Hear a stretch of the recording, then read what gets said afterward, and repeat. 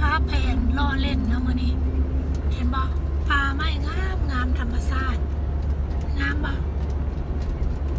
สิพาไปรอดตลาดสิไปซื้อน่ะซื้อสิ้นเอาเว้าเมื่อคืนนี่เห็นบ่โอ้ยงามนั่นล่ะนี่อยู่กลางธรรมชาติต้นไม้ก็โอ้ยงามมันกำลังเขียวแต่ฮอดปุ่นก่อนเนาะโอเคถ่ายไปก่อนซะมันงามหลายธรรมชาติงามโอ้เฮาเคยมาแล้วทางนี้เห็นบ่จุเจ้างามบ่งามเนาะธรรมชาตินะมันเป็นเฮลสูงๆในตัวนี้นะเป็นบ่งามหลายเป็นคนซื่อๆห้องเพลงให้ฟังนำงามหลายบ่เดี๋ยวเจ้าให้คอยธรรมชาติงามหลายโอ้ของคนเลยเห็นบ่พี่น้องงามหลายมีคนมายางเล่นเซ้ยจอยและยางเดี๋ยวนี้พอมาแล้วทางแน่นอนตัวสูงๆนี่เพราะยังว่ารถเก่งนี่ขึ้นว่าได้และยางสโนว์นี่มันค่อยสูงขนาดพี่น้องถ้าค่อยมางามในถนนเส้นนี้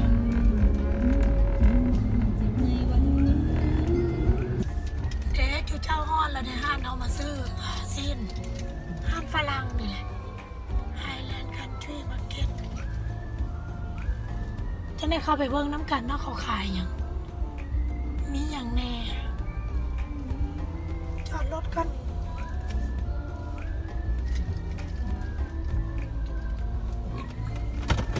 เบิ่งถ้าเขาเสียถ่ายบ่แล้วนี่ทุกคนซื้อสิ้นนี่ดูนี่นั่นน่ะดูงัวว่ะดูงัวได้เนี่ยเป็นตะซื่อได้เนี่ยเอาแล้วไหมเอาแล้วยางที่เจ้าท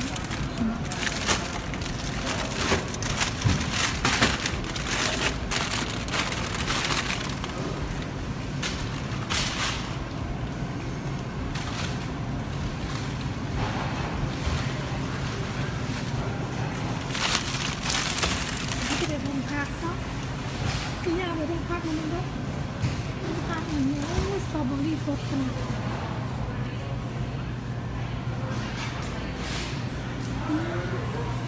พี่น้องเนี่ย2 อันก็ดอนพี่สับพี่น้องเนี่ยดูพระเจ้าฟ้าพี่น้องเนี่ย2 อันก็ดอนเอาบักแตงกันบักแตง99 เซนที่เจ้าหน้าแบบง่ายเขาน้อยเลยดีว่ะนะเอาหน่อยนี่สักมาแบบง่ายนะ99 เซนครับเลือดจิ้ม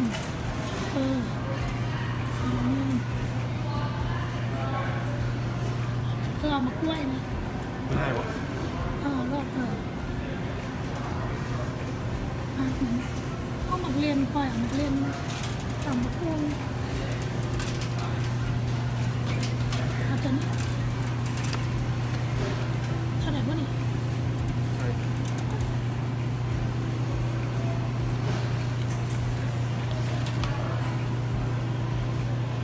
ผักเยอะมากเขามีมาแล้วค่ะกะลำเนี่ยได้กะลำนั่นคือไหนได้กะลำเล็กอันนี้นะไก่เล็ก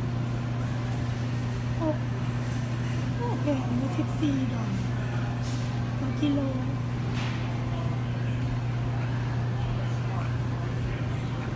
เรามาไปซื้อยูวอมาก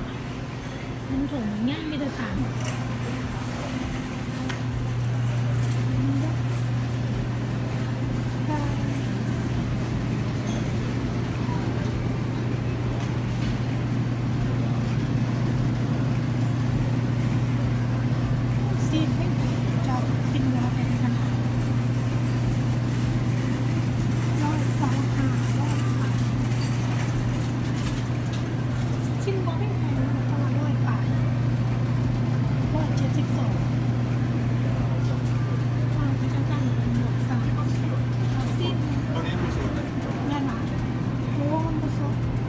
สีสดอยู่หันหลัง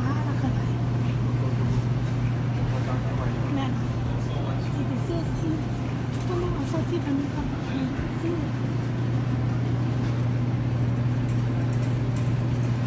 เห็นชมทีเสื้อมาแล้วก็เลยบอกเลยบอกมาเบิ่งควายนะ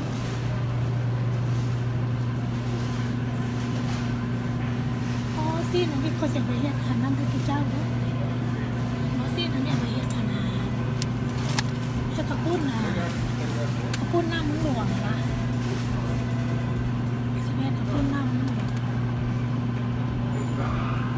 อันนี้เห็นนะอันนี้บอกว่าตัวเดียวนะ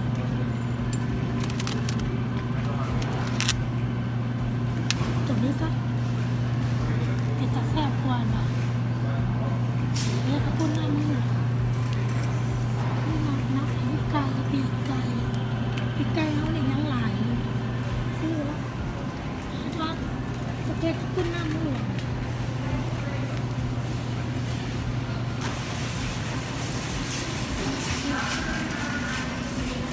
ข้าวสเต็กเนี่ย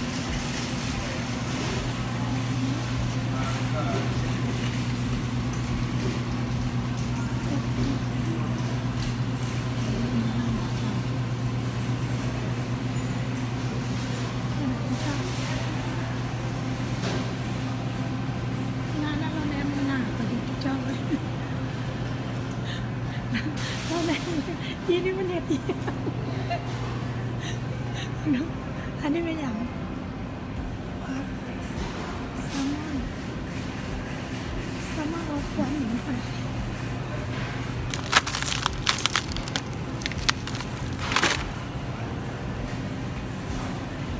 ขอให้ทานบางแซลมอนสดไปเจอเส้นไง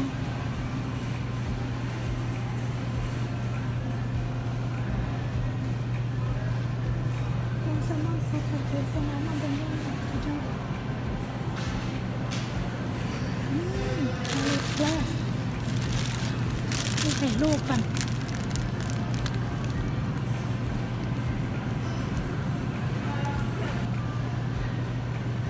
เขาจนบ่ใส่จนลืมใส่หอนอากาศแล้วพระเจ้าเรามาหาไปใส่ยาอนามัยนะเจ้าเพราะนี่กระเจ้าหาไปใส่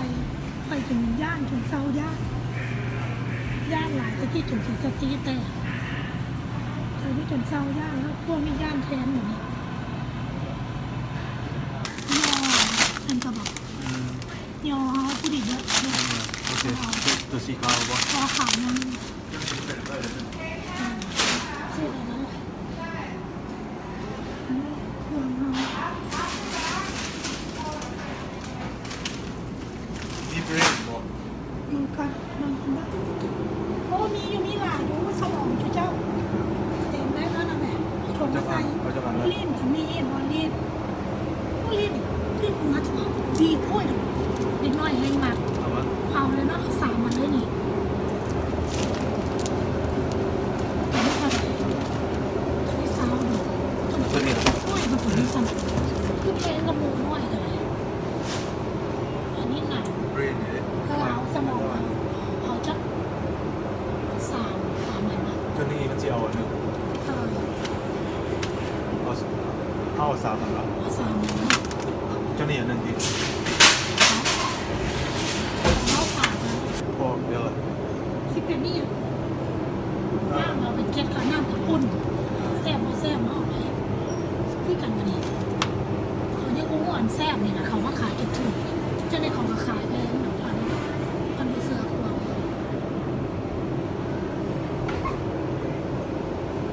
หนังมันหนังหมูนี่นะ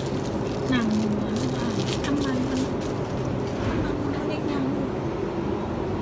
อันนี้เป็นคิดนี่ไม่หวานอันไข่หลังนั่นนะอันนี้ไม่หรอกอันนี้มันไม่มีอย่างมันนี่คือเป็นอะไรปอดสมองนี่มันนั่นนะคือเป็นสี จังหวะแล้วพวกน้ำ ปอ เนาะ ดปอดพญามันโมเมนต์ของเราเรียนที่ซื้อเราจุจัด พวกก็จะมา แต่ว่ามันโมงามพอเราอยากเอาซื้อหัวใจ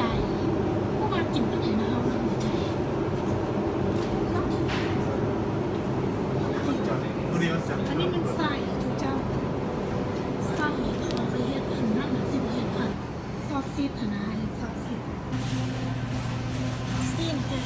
เก่าสิ้นแพงแพงเถื่อนใจถือแต่ว่าแพงหลังคือที่เหลือขึ้นมาขาวข้าวข้าวคือเป็นสาวแบบ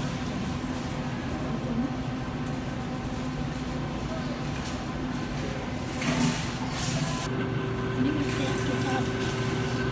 ตัวนี้19 บาท19 บาทหน่อย19เขาปีนถึงเมื่อนั้นทำไมอันนี้เท่าไหร่ไม่รู้ตัว15 บาทนะกระทามีเป็ดมีไก่มีอันมีตัวนั่นแหละตัวทุกที่ตัวน้องนาฟินก็เลยคุณสามีถ่ายฟิน I need some more คือสองตอนเพราะกินหลายคุณอาหารวัวตัวนี้แพง999 ข้าวหนึ่งกิโลนึงก็2 บาทเนี่ยแพงขนาดนี้ใช่อันนี้เป็นพวกพาสต้าเนี่ยอาหารฝรั่งโอ้ยตัวนี้นางๆนี่กินบ่ได้เด้อเราเด้อพี่น้องเอ้ยกินบ่ได้นี่นะกินกับผู้หญิงถ้าเกิดกินกับเบนรถครับคำ3 คำที่พวกนี้เป็นแคมป์เลยแคมป์อันนี้ก็พอกินได้อยู่ซอสอันนี้ก็กินหลายไม่ได้ต่อมาจานแล้วนั่นเอง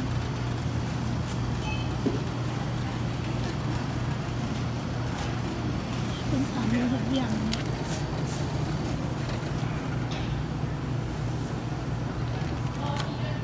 นี่เป็นขนมไปเบิ่งขนมกันนะงานไปเบิ่งขนมกันจะมีขนมสุดแซ่บไม่กินขนมเลยเนาะจะแซ่บนี่เราดูจะแซ่บได้หรอเราขึ้นอย่างนี้มันจะแซ่บมาทุกเจ้าฝากตัวเองก็ซ่อนสลับมันกับเบิร์ดแต่ละฮาวานวันนี้มันวันจันทร์เพื่อนมันหมดเสียขนมเลยเนาะเลยสิจะกินแล้วเนาะความมีคุกกี้คือเป็นตาแซ่บที่ยี่ทุกเจ้าสีแซ่บหมดแล้วนี่ใส่ตัวเดบิซิมนะมันนี่นะเอาตัวนี้ซะนะนี่ก็ซิมกินกับกาแฟแล้วมันจะมันแซ่บพวกขนมแล้วยิ่งไข่ป้าไม่ลงไข่โมขาวกล้องโอเคไปเย็นกันนี่นอกนะพี่จ้าเครื่องเข้ามาแล้วถูกต้องเอาเลยสดจากขนมซอยนี้คุณผู้เดียวคุณสามีของง่ายดีเดี๋ยวเจ้าก็ขึ้นรถเรียบร้อยแล้วเนาะเดี๋ยวเราข้ามไปเนี่ยได้ถนนนั่นในเมืองเจ้าเอาออกมาน่ะว่าสิว่าตัวนี้กะอยู่ไหนบ้านในในเมืองบ้านนอกในบ้านใน แต่ก่อนบ่มีเงิน นี่ลงเที่ยวแล้วพวกเจ้าให้ลงหันค่อยถ้าพูดนะมันเป็นน้ำทะเลบ่ ทะเลจืด ทะเลน้ำจืด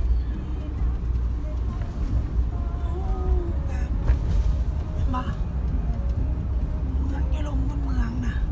In 500 meters, Ủa, chân turn đắp. right on Main Street West. งามลงดีใครเลยตอนขึ้นนี่รถเก่งนี่ย่านขึ้นบ่ได้อยู่รถถ้ามันรถช็อกรถใหญ่รถผ่านกับบ้าโฟวินอย่างสินะโฟวิลทางลงขึ้นสบายรถเก่งนี่ก็ต้องเป็น Turn right on Main Street West. อย่างว่ามันนั้นปันตีนหน้าตีนหลังหมดแล้ว คนละทางต้องบ่ได้มาทาง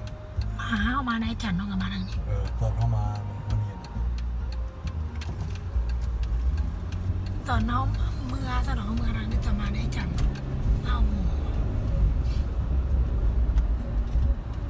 In 2.5 kilometers, turn right on Main Street East.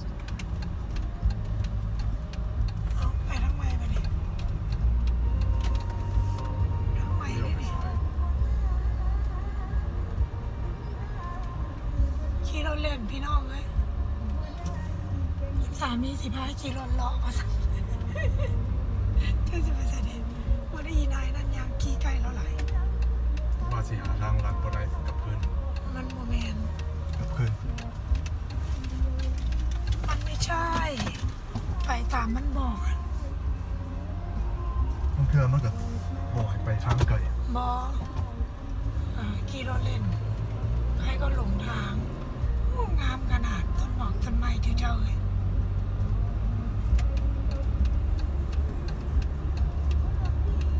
พานั่นพี่น้องมาเบิ่งธรรมชาติเนาะ Turn left on Main Street West. เอาก็ไปเมนสตรีทแล้วไอ้ฉันเอาไก่ตัวนั้นตำรวจตำเนียด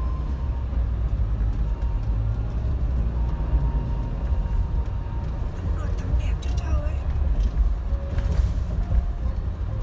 ยขอดบ้านแล้วเจ้าเอ้ยฟังเพลงม้วนๆเนาะฟังไหนหนึ่งฟังหลายบ่ได้มาสิฮอดบ้านเขาละฮอดบ้านแล้วเจ้าเอ้ยโอเคถ่ายเบิ่งมื้อนี้พาเที่ยวขี่รถรอเบิ่งเนาะเห็นกันไหมอยู่งานเนาะเจ้าสบายดี